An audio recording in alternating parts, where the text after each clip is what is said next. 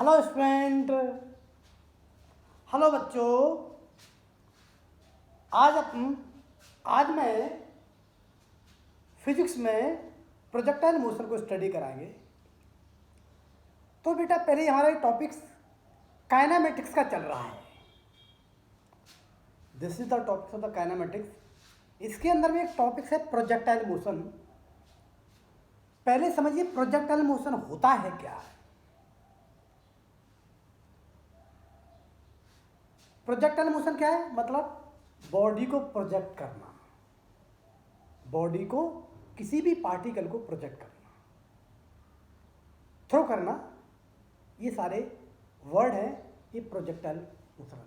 Project का मतलब क्या होता है? जैसे प्रोजेक्ट करते हैं, किसी को प्रोजेक्ट करते हैं इस सोच करके कि ये इस तरीके से, जैसे हमने कहा हमने पीएम प्रोजेक्ट किया, जैसे पार्टियां पीएम प्रोजेक्ट करती हैं, सीएम प्रोजेक्ट करती हैं, उसके हिसाब से कुछ सोचते हैं कि इसको प्रोजेक्ट करने से इससे हमारी पार्टी पे क्या इम्पैक्ट पड़ेगा। ये प्रोजेक्शंस होती हैं।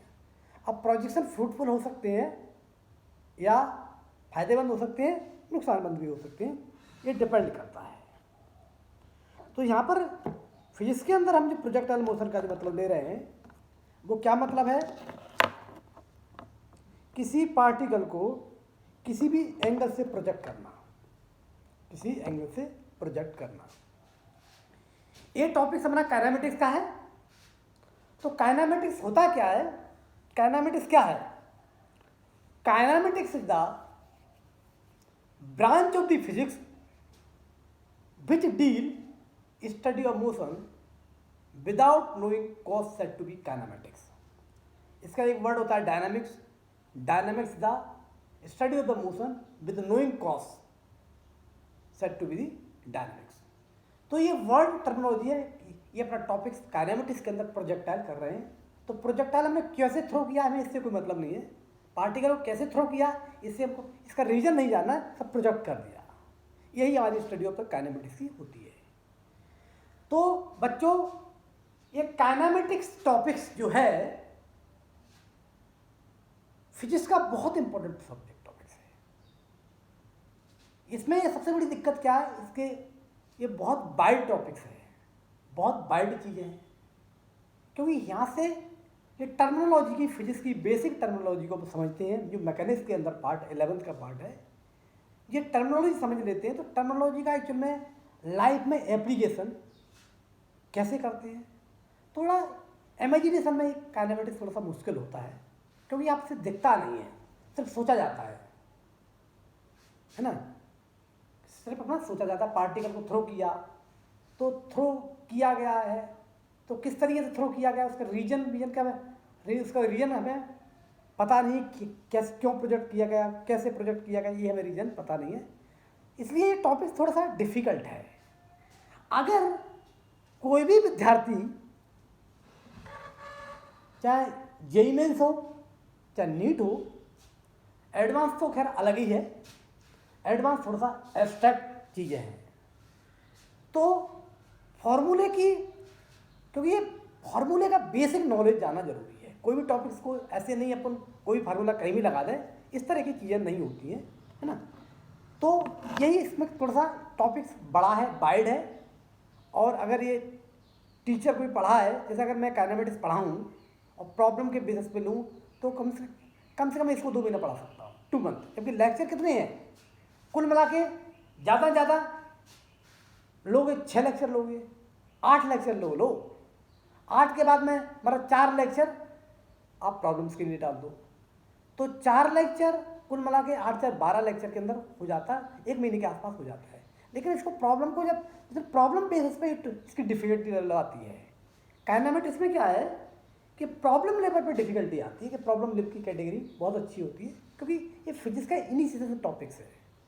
फिजिक्स का क्या इनिशिएशन टॉपिक्स है। अगर इसको आपने अच्छे से इनिशिएट कर लिया तो समझ लिए फिजिक्स में आपको इमेजिन कर सकते हो।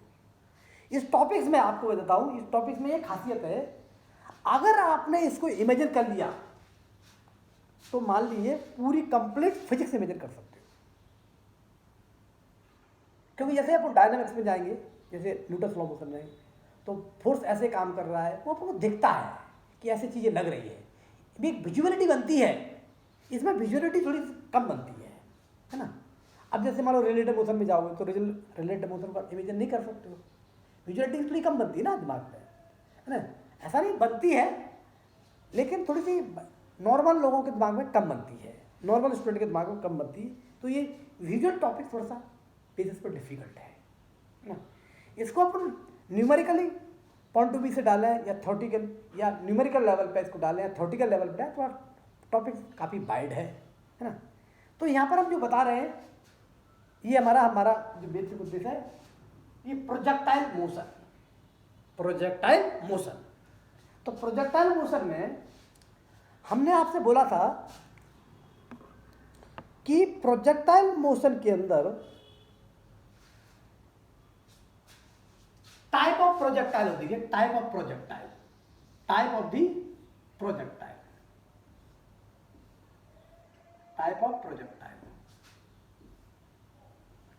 इसको हम डायग्राम से बता देते हैं।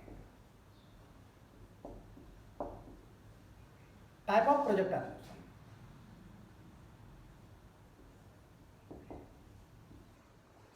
तो this is the example of the projectile motion, sorry this is the example of the 2 dimensional motion. ये हमारा 2 डायमेंशनल मोशन का एग्जाम्पल है प्रोजेक्टाइल। 2 डायमेंशन का मतलब क्या होता है? बॉडी साइमल्टेनियसली एक्स के अलोंग वाई के अलोंग के मुंह अंदर मूव करना, इसको क्या कहते हैं? 2 डायमेंशनल मोशन कहते हैं। क्या कहेंगे? 2 डायमेंशनल मोशन। तो हम यहाँ पर हम टाइप ऑफ प्रोजेक्टाइल में बताएंगे। तो पहला हमारा जो है वो किस तरीके का है? पहला डायग्राम इस टाइप का है कि जैसे हमने एक टाइप नंबर 1 है, एक पार्टिकल को किसी हाइट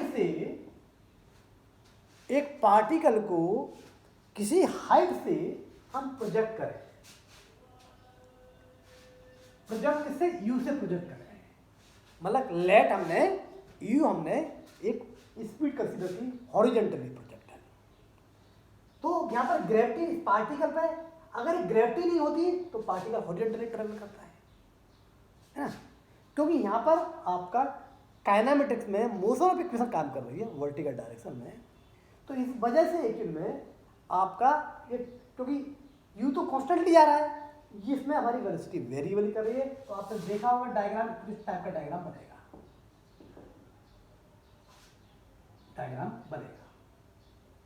एक टाइप है।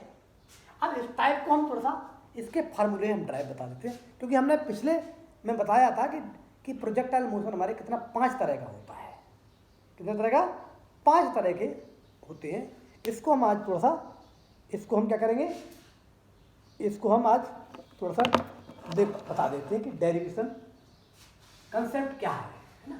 इसके अंदर ये फॉर्मूले जो नीट में और जेईई मेंस स्टूडेंट जो लगाएंगे, तो इसके लिए मुझे क्या चाहिए कि इसका फॉर्मूलेशन कैसे आती है। तो फॉर्मूले के बारे में बेसिक पता होना चाहिए। फॉर्मूला ऐसा लग रहा है, क्योंकि जब तक बेसिक फार्मूला भी लगाने के लिए एक आपको दिमाग चाहिए ना। तो दिमाग में थोड़ी सी हल्की सी इमेजिनेशन तो होना चाहिए। ये फार्मूला इसलिए ऐसे लग रहा है। तो जब तक ये आपका प्रैक्टिकल इंटरप्रिटेशन आपके दिमाग में सेट नहीं जाएगा, तो तब तक भाई आप मतलब प्रॉब्लम आपको इनिशिएट नहीं कर सकते हो, समझ नहीं सकते प्रॉब्लम का। क्योंकि नहीं समझना ही हमारा डिफिकल्टी बताता है। प्रॉब्लम को नहीं समझना ही हमारा, ये प्रॉब्लम क्या कहना चाहती है, ये इसलिए लोग कहते हैं फिजिक्स डिफिकल्ट है। जबकि फिजिक्स मेरे नज़रिए से बहुत आसान है, इमेजिनेशन है, और इसमें कोई मेमोरेबल पॉइंट नहीं है। जैसे केमिस्ट्री में आप जाइए, केमिस्ट्री के अंदर क्या है, थोड़ा सा मेमोरेबल पॉइंट ज़्यादा, एक्सेप्शन ज़्यादा है ना। तो एक्सेप्शन ज़्यादा है, तो जबकि ऐसा नहीं, उसको हर तरीके से लेवलाइज करके समझा जाता है, but they are basically not fully understandable. मतलब physics subject is the basic fully understandable. इसमें क्यों, हर प्रॉब्लम की रीजनिंग होती है। रीजनिंग तो हर टॉपिक्स में होती है, लेकिन इसकी बहुत एलिमेंट्री रीजनिंग होती है। एलिमेंट्री रीजनिंग से प्रॉब्लम का प्रॉब्लम का प्रोजेक्शन थोड़ा हाई कर दिया जाता है, इसलिए इसकी लेवल डिफिकल्टी ज़्यादा कठिन हो जाती है। इसका आपको अंडरस्टैंडिंग क्या है? अंडरस्टैंडिंग बहुत सिंपल और इजी गोइंग होना चाहिए।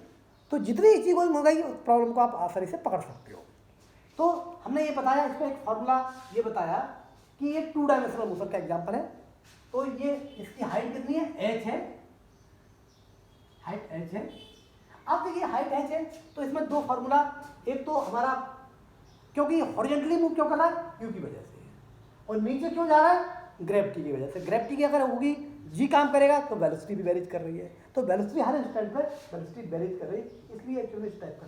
अगर वेलोसिटी कांस्टेंट होती मान लो इन केस, अगर इसके अंदर पार्टिकल की वेलोसिटी ऐसे कांस्टेंट होती है तो पार्टिकल ऐसे तो सीधे से ऐसे चला जाता।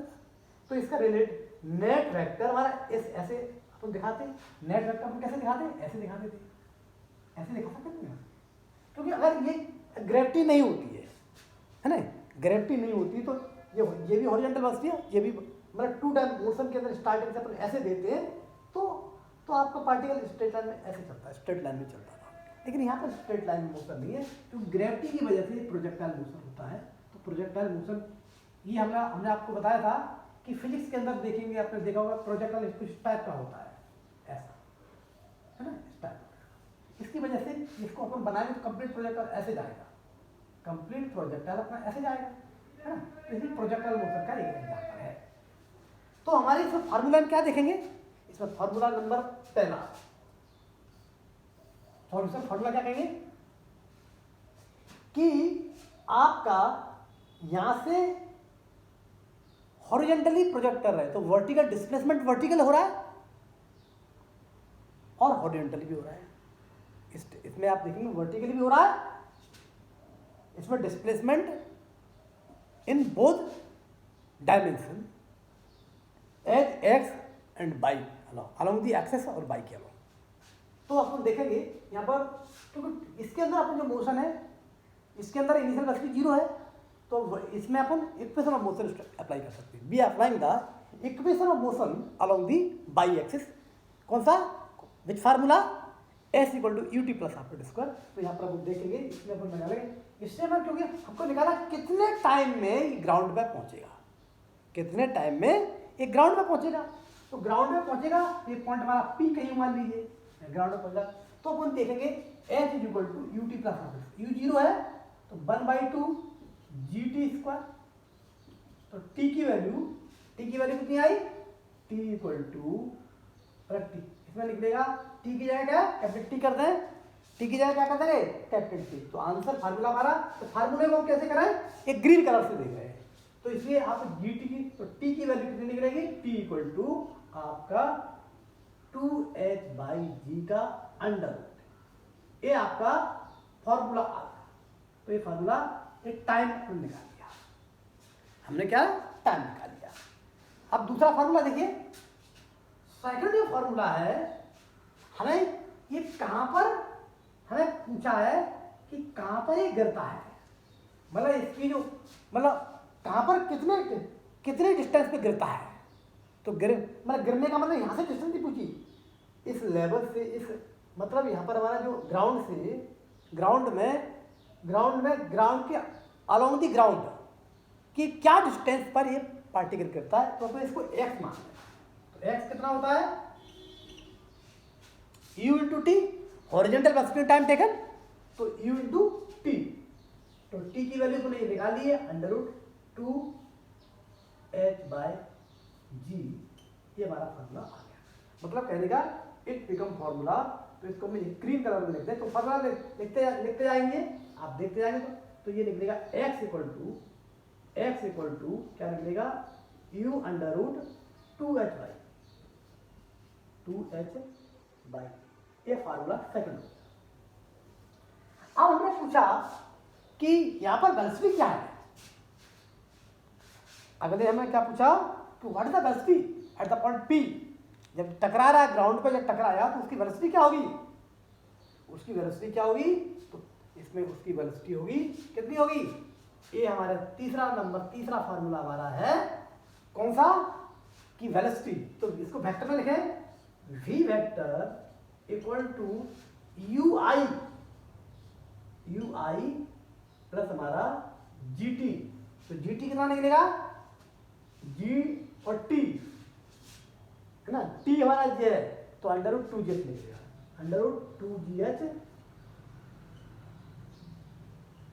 2gh टी के टर्म में निकालता तो कोई दिक्कत नहीं, टाइम दिया होगा, लेकिन यहाँ h हमारा डिस्प्लेस करते तो इसके टर्म में 2gh, तो इसका मैग्नीट्यूड कितना आएगा, इसका मैग्नीट्यूड हमारा कितना आएगा, मैग्नीट्यूड इसकी v वेक्टर का मोड जो आएगा वो कितना आएगा, √ हमारा u स्क्वायर प्लस हमारा 2gh। ये फार्मूला हमारे 3 फार्मूले हमने जो ग्रीन कलर से बता दिए, ये लिखे हुए यहाँ पर आप देख सकते हो, ये फार्मूला आप देख सकते हो, ठीक है।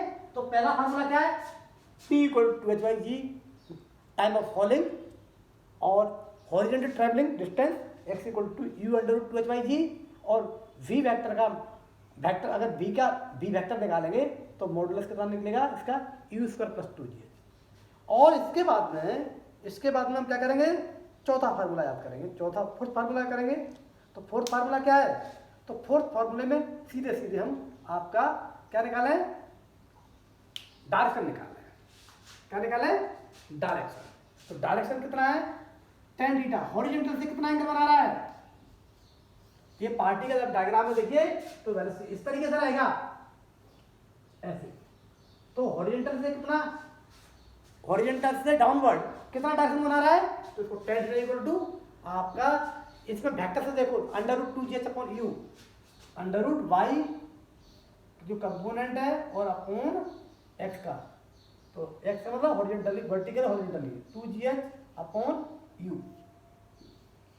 ये हमारा फॉर्मूला है, ये हमारा फॉर्मूला कौन सा है, ये हमारा आपका है कौन सा, चौथा फार्मूला।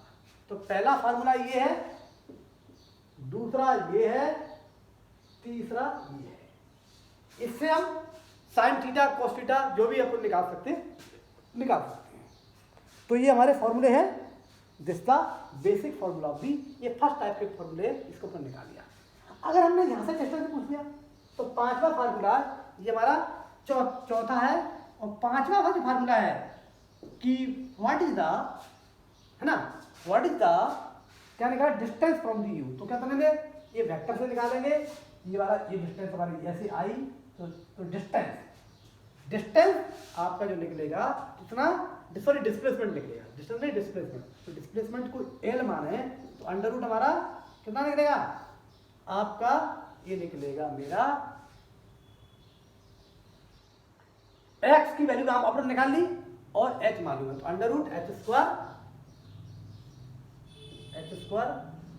प्लस u2h/g, ये हमारा फॉर्मूला निकल जाएगा। ये हमारा, अगर एडवांस में जाएंगे तो फॉर्मूला और भी निकाल सकते हैं, ट्रैजेक्टरी भी निकाल सकते हैं, और इसका पाथ, एक्चुअल पाथ भी निकाल सकते हैं, लेकिन वो एडवांस के लिए अपन छोड़ देते हैं, वो अपन नहीं करा सकते हैं, क्योंकि अभी अपन, ये हमारी प्रॉब्लम का जो बेसिक है वो हमारा नीट लेवल का और जेईई मेंस लेवल का, इससे ऊपर नहीं है। तो इस वजह से हम और भी चीज़ें, इसमें बहुत सारी चीज़ें अपन निकाल सकते हैं, बट अभी हम नहीं निकाल सकते उस कंडीशन में, वो एडवांस लेवल की चीज़ें होती हैं। तो बच्चों, तो ये हमारा पहला फार्मूला याद करिए, सीधे क्वेश्चन इसमें आ जाते हैं। अगला हम देखते हैं, अब हम टाइप नंबर 2, अब क्या करते हैं, टाइप नंबर 2 बताते हैं। तो टाइप नंबर 2 में क्या है, ये पहला टाइप आपने देख लिया, ये फार्मूले हमने चारों लिखा दिए। अब अपन क्या करते हैं, सेकंड नंबर का फार्मूला के।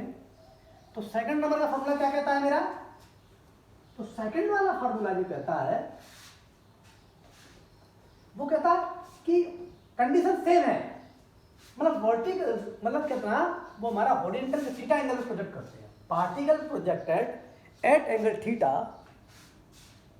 Theta from the horizontal. तो ये आप लोग देखेंगे, इसके अंदर क्या है, सेकंड, कितना है, सेकंड। तो सेकंड में क्या आप लोग देखेंगे, second type number second type में ये सेकंड है। तो इसमें कंडीशन क्या बनेगी, इसमें कंडीशन बनेगी हमारी वो यही कंडीशन है, कंडीशन में कोई अंतर नहीं है, डायग्राम भी सेम, हाइट h और u हमारा सेम है, बट क्या, बट u की जो डायरेक्शन बदल गई, मैग्नीट्यूड सेम है, डायरेक्शन बदल गई, तो थीटा एंगल विद हॉरिजॉन्टल से बनाना है। Particle is projected at angle theta with horizontally with velocity u। Okay, अब यहाँ पर थोड़ी इक्वेशन चेंज हो जाएगी, चीजें तो हॉरिजॉन्टल वेलोसिटी कांस्टेंट है, कोई दिक्कत नहीं है। यहाँ पर u के दो कंपोनेंट होंगे, वेक्टर में हमने बता दिए थे ऑलरेडी आपको, तो u cos थीटा और वर्टिकल कंपोनेंट हमारा u sin theta, u sin theta. Okay, ये हमारे दो कंपोनेंट्स हुए। अब दो कंपोनेंट्स जब हुए तो हम क्या करेंगे कि इक्वेशन ऑफ मोशन लगाएं। इक्वेशन ऑफ मोशन लगाएं तो x के अलावा तो कोई दिक्कत नहीं है ना। जैसे पार्टिकल तो ऐसे करके पार्टिकल जाएगा वो इस तरीके से कहीं जाएगा ना? तो ग्राउंड से अपन यहाँ पर P पॉइंट है, बिल्कुल उसी तरीके से सारे पैरामीटर जो पहले निकाले वो पैरामीटर पर निकालने की कोशिश करेंगे, है ना। तो पहले अपन देखिए इसमें एक प्रॉब्लम क्या है, इसमें दिक्कत क्या है कि टाइम थोड़ा सा टाइमिंग में अपना थोड़ा सा कैलकुलेशन बेस पर डिफिकल्ट हो जाता है। तो उसको अपन कोई फार्मूला नहीं बनाए, फार्मूला बनाएंगे तो थोड़ा सा मुझे लगता है बहुत ज़्यादा अच्छा नहीं, आपको रिमेंबरिंग बढ़ जाएगी। थोड़ी सी मैथमेटिकल एलिमेंट्री मैथमेटिक्स और 9th और 10th स्टैंडर्ड का है, कुछ ज़्यादा डिफिकल्ट लेवल का नहीं, तो आप उसको याद ना करते हुए अपन दिमाग को यूज करें तो ज़्यादा बेटर रहेगा। तो अपन क्या करेंगे, यहाँ पर जो इक्वेशन बनाएंगे पहली इक्वेशन बनाएंगे तो क्या बनाएंगे कि देखिए अगर u sin theta vertical direction में, अब वर्टिकल डायरेक्शन में, तो इसको पॉजिटिव कंसिडर किया तो डाउनवर्ड के वेक्टर है वो नेगेटिव कंसिडर करेंगे। तो फार्मूला अपन ने कौन सा लगाया, s = ut + f²। तो अपन ये क्या लिखेंगे यहाँ पर -h होगा, -h = अब यहाँ पर u sin theta into t और -12t, क्योंकि ये भी नेगेटिव है, डाउनवर्ड है। देखिए आप यहाँ पर देखिए u sin थीटा अपवर्ड और g हमारा डाउनवर्ड और h भी डाउनवर्ड। तो वेक्टर इक्वेशन अपन हमने क्या बोला था, वेक्टर इक्वेशन होती है दिस द वेक्टर इक्वेशन होती है। तो वेक्टर इक्वेशन की वजह से -h, अगर हमने बोला था आपको कि भाई जो, क्योंकि प्लस माइनस का कंसीडरेशन आपको प्रॉपर तरीके से करना पड़ेगा। तो अगर ऊपर वाला पॉजिटिव माना तो नीचे वाला डाउनवर्ड है, अगर नीचे वाला पॉजिटिव माना तो ऊपर वाला डाउनवर्ड। तो कोई इक्वेशन में कोई अंतर नहीं आएगा, वही चीज़ आपको तो थोड़ी साइन बदल जाएंगे साइन इक्वेशन से, लेकिन इसको आप जब सिंप्लीफाइड करो तो तरीका यही आएगा, इक्वेशन तो यही बनेगी, फाइनली यही बनेगी, है ना। तो इसमें जो इक्वेशन है इसमें टाइम की वैल्यू निकालेंगे। तो टाइम की वैल्यू कितनी आ सकती है, देखिए टाइम की वैल्यू इसमें आप देखेंगे, टाइम हमारा डिस्प्लेसमेंट करने का जो टाइम होगा वो हमारा एक ही होगा। कितना होगा, एक ही होगा, है ना। ऐसे करके गया, ऐसे करके जाएगा, ये नहीं कि बात। तो इसमें टाइम हमारा एक प्लस एक टाइम पॉजिटिव आएगा, एक टाइम नेगेटिव आएगा। तो क्योंकि हमारा कि क्वाड्रेटिक अपन अगर पढ़ी होगी मैथमेटिक्स में एलिमेंट्री क्वाड्रेटिक, उसके रूट्स हो गए एक्चुअल में, तो इसमें एक ही रूट्स हमारा रियल दे रहा है। क्योंकि एक टाइम की वैल्यू तो दोनों आ सकती है, प्लस और माइनस, एक टाइम कभी नेगेटिव नहीं होता है। इस वजह से आपका कंसीडरेशन टाइम पॉजिटिव कैलकुलेट करें। तो फर्स्ट कैलकुलेट टाइम, इसमें कोई दिक्कत नहीं है। तो ये क्वेश्चन थोड़ी सी आपकी एक चेंज हो गई है जीवानित। तो इसके बाद में माइनस यहाँ पर क्या, बी गेट टाइम ईयर, नहीं बी कैलकुलेटेड टाइम ईयर। तो अपन क्या करेंगे, अपन सेकंड ये फार्मूला ड्राइव करेंगे। तो सेकंड फार्मूले में क्या करेंगे, x = इसमें component u cos theta into T का, टी की जो वैल्यू पॉजिटिव वैल्यू है उसको रख देना, वो हमारा लेकर जाएगा। ये दूसरा फार्मूला आ गया, है ना। अब तीसरा हमारा जो निकलेगा, x कितना हो गया, वो ये हमारा कंसेप्ट x ये है, x ये हमारा x = ये निकल गया। और बाकी हमारी वेलोसिटी निकाली, तो वेलोसिटी हमारी कैसे निकलेगी,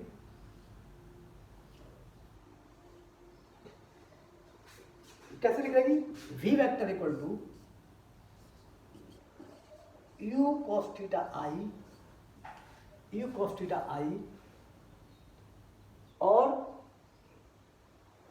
माइनस हमारा gt j। तो इसका मैं निकाला है, तो टाइम के टर्म में आएगा, टाइम की वैल्यू रख के यहाँ रख सकते हैं। तो इसकी मैग्नीट्यूड कितनी आई, मैग्नीट्यूड आई हमारी v वेक्टर का mod = √u cos theta whole square plus हमारा GT का होल स्क्वायर। इसके बाद में डायरेक्शन पूछा तो डायरेक्शन क्या निकलेगा, tan थीटा इक्वल टू ये वाला डाउनवर्ड थीटा, डाउनवर्ड दिखा रहा तो नेगेटिव लेने की जरूरत नहीं है, tan theta equal to GT upon U cos theta. तो दिस ये हमारे फोर्थ फार्मूला है। और पांचवा में डिस्टेंस निकालेंगे तो डिस्टेंस हमारा सीधा ऐसे ही आएगा, डिस्प्लेसमेंट जो आएगा सीधे सीधे ऐसे ही आएगा। तो जैसे इस तरीके से अपन निकाल सकते हैं, डिस्प्लेसमेंट ही फाइंड आउट कर सकते हैं। तो ये हमारे प्रोजेक्टाइल की सेकंड केसेस है, this the case projectile of the second case. तो हमने दो कैटेगरी आपको बता दी, दो कैटेगरी मैंने बता दी। अगले लेक्चर पे मैं आपको दो कैटेगरी और डिस्क्राइब करेंगे, एक थर्ड कैटेगरी और डिसाइड कर देता हूँ। थर्ड कैटेगरी में और बता देता हूँ, थर्ड कैटेगरी में क्या है, टाइप नंबर थर्ड सेम है, क्योंकि इसमें थोड़ा सा हल्का सा वही वाला डिफरेंस है ना, साइज का डिफरेंस रहेगा, बाकी तो चीजें सेम है। अब इसमें क्या कंडीशन क्या देखेंगे कि इस सिचुएशन में टाइप नंबर 3 में, टाइप नंबर 3 के अंदर प्रोजेक्टाइल में हम क्या डिस्कस कराएंगे ये बताएंगे।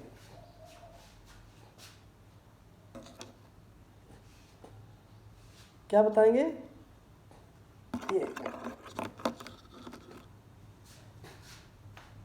टाइप 3 प्रोजेक्टाइल का टाइप नंबर थर्ड।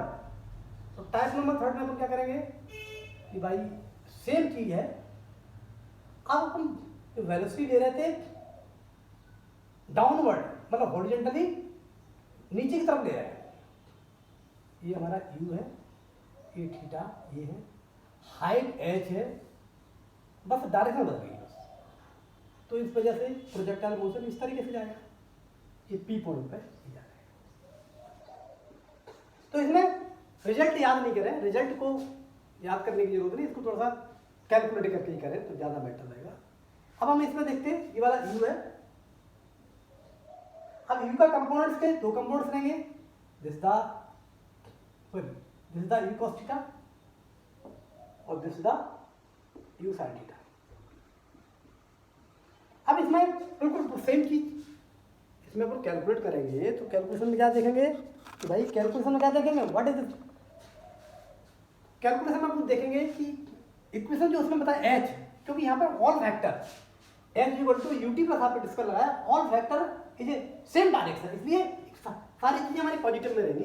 तो h इज इक्वल टू पहला आपने बताया क्या, h is equal to u sin theta into t plus 1/2 gt square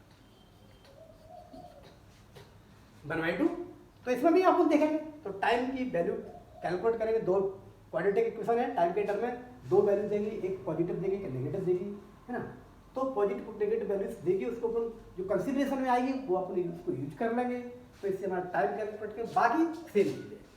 बाकी दूसरा आपने दूसरा पार्ट क्या निकाला, एक्स निकाला, एक्स कितना निकाला, u cos theta into T, T calculated from the equation first, t is calculated from the first. और थर्ड वाला पॉइंट है, थर्ड वाला क्या है, थर्ड वाला मैं क्या बोला था, वेलोसिटी वेक्टर। तो वेलोसिटी वेक्टर का क्या निकालेंगे, आपका u cos थीटा प्लस हमारा gt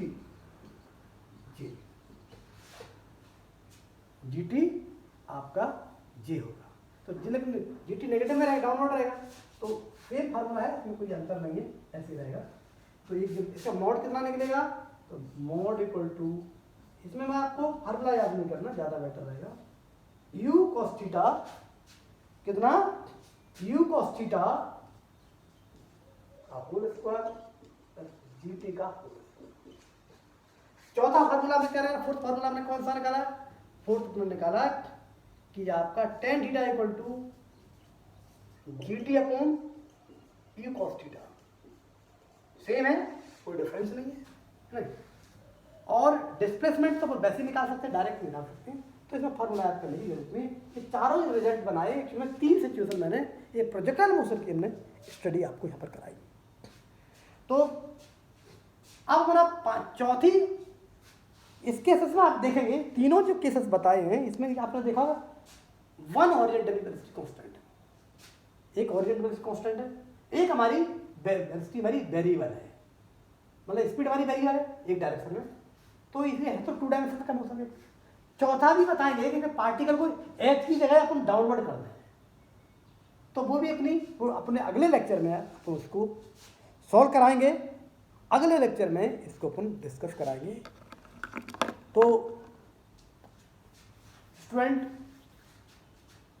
आज मेरा लेक्चर है इतना ही, मैंने एक्सप्लेन कर दिया।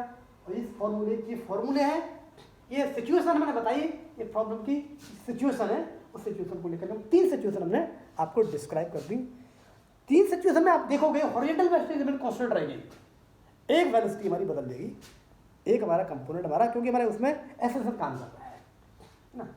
और अगर एक पांचवा एग्जांपल दें इंक्लाइंड प्रोजेक्टाइल मोशन का, इंक्लाइंड प्रोजेक्टाइल मोशन का जो केस होगा वो अब आपका क्या होगा, वो हमारा थोड़ा सा इसमें एक्स के अलोंग वाई के अलोंग दोनों तरफ वेलोसिटी हमारी वेरीज करती है, क्योंकि इसमें दोनों तरफ दोनों डायरेक्शन में एक्सेलरेशन काम करते हैं। इसलिए आपका जो फार्मूला है v = u + at, b² = e² + 2s और s = ut +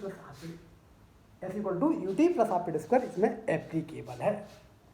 तो दिस इज द बेसिक चीज। हम अगले लेक्चर में कि पार्टिकल जो प्रोजेक्टेड फ्रॉम द ग्राउंड वो ज़्यादा इंपॉर्टेंट है ना, और इसके बाद में इंक्लाइंड प्रोजेक्टाइल मोशन की फॉर्मूला ड्राइव करा देंगे, तो आपको रिजल्ट याद करने का तरीका भी बता देंगे, याद आप इस तरीके से कर लिया करो।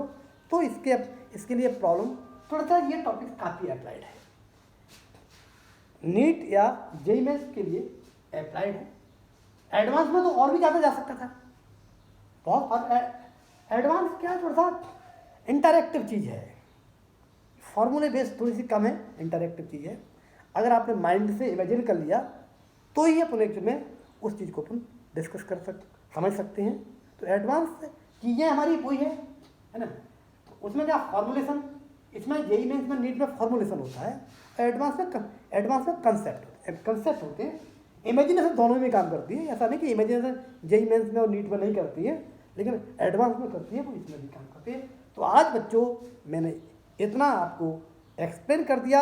अगले लेक्चर में मैं क्या करूँगा, अगले लेक्चर में आपको मैं डिस्क्राइब करूँगा कि projectile motion from the ground और दूसरा projectile motion on inclined plane. Inclined plane में 2 कंडीशंस होती है, उसको भी बताएंगे, है ना। इसके बाद में थोड़े प्रॉब्लम्स भी करा देंगे। प्रॉब्लम करने के बाद में मैं क्या करूँगा कि जब पूरी कंप्लीट थ्योरी होगी तो 10 क्वेश्चन अच्छे लेवल के लूँगा, है ना। जब थ्योरी पढ़ आप लोग साथ साथ में एस.सी. वर्मा को सॉल्व करते जाना या एनसीईआरटी भी पढ़ते जाना और एस.सी. वर्मा सॉल्व करते जाना। मैं आपको नंबरिंग बता दूंगा कि इतने प्रॉब्लम ऐसे कर देना, क्योंकि एस.सी. वर्मा में एक स्लॉट है कि यहाँ से प्रॉब्लम इस टाइप के, यहाँ से प्रॉब्लम इस टाइप के, यहाँ से इस टाइप के, तो मैं स्लॉट आपको बता दूंगा। उस स्लॉट के लेवल पर चाहे बच्चा जेईई मेंस का हो चाहे बच्चा नीट का हो, दोनों बच्चों के लिए दोनों स्टूडेंट के लिए वो हमारी बुक्स प्रॉफिटेबल है, बहुत फायदेमंद है। तो बच्चों आज का लेक्चर मेरा यहीं पर होता है। Okay bye.